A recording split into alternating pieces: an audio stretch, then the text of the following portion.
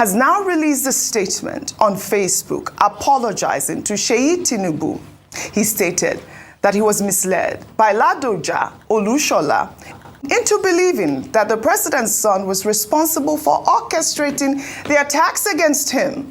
Issa made the damaging statements on April 30th during a press conference in Abuja, saying that the Minister of Youth Development had offered him the 100 million naira bribe and that he was subsequently attacked and abducted. His apology to Seyi Tinubu on Facebook has been met with reactions. Well, let me read a part of his post before I take this comment.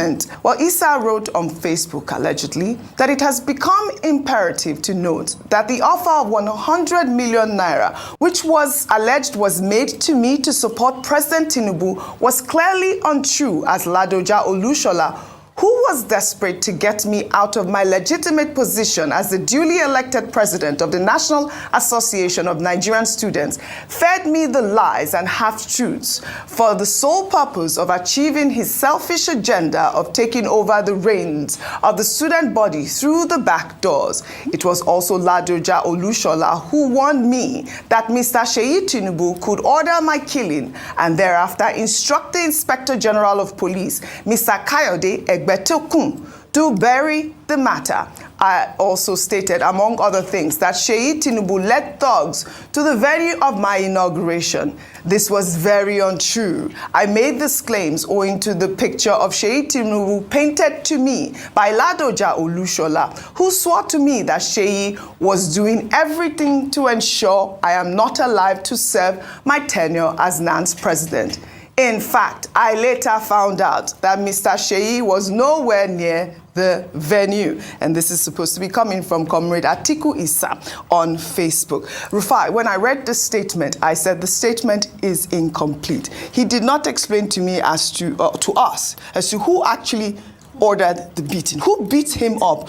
I mean, we need more, from him if, he actually put out the statement. We have covered this story at length. But, we got a statement, I believe, from, the NANS group. And if I can read that statement, it wrote, despite the recent public outcry about the abduction of Comrade Atiku Issa Abubakar and the disruption of the inauguration of NANS executives at Wells Carton Hotel, Asokoro, Abuja, Comrade Issa Atiku Abubakar has not been seen in public.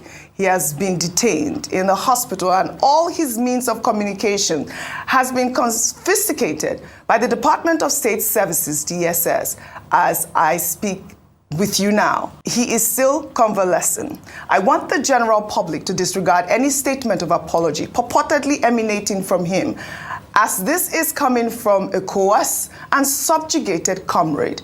We will provide updates about the incidents as the events unfold, and we want to implore all Nigerians to speak up at this precarious period of repression. And this statement is from Orowole Eniola Awoyemi, and he is the NANS PRO. Dr. Bati, are you laughing at my English? I did it well, didn't I? My Yoruba. I'm doing well. I can't be sitting with two Ogun. Yes, exactly.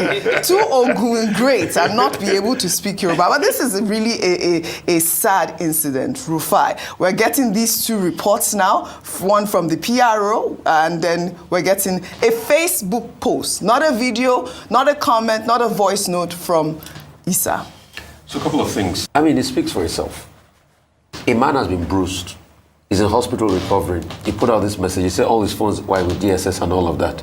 All of a sudden, you see a message from him saying otherwise.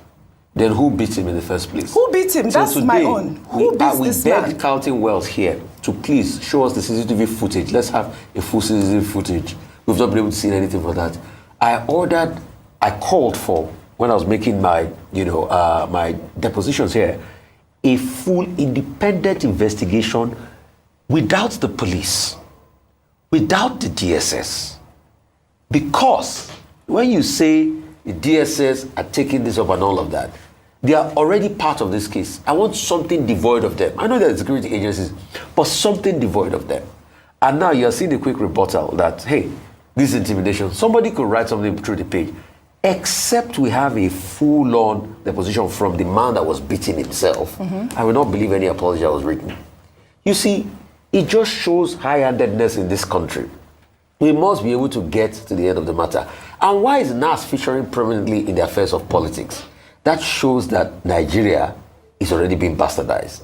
If it's supposed to be a student union to fight for the rights of bodies. See, if politicians want to do politics in the university level, they should set up APC youth wing in universities, like they do in other parts. They should set up PDP youth wing in universities. So the Conservative Party in England has a youth wing in Oxford. Most of the people that eventually become prime ministers, they were members of the Conservative Party from university days. Let us leave independent associations away from politics, because all of this is connected to 2027. So except we have an independently verified case here, apart from the security agencies, they will not move further. But it is sad that now we have brought this heinous politics and dirty policy we play into NANS and student affairs. Unnecessary. That's just it. Well, we want to know who beats Comrade. Comrade Issa. That really is what it is. And we want to see him in public. Atiku Issa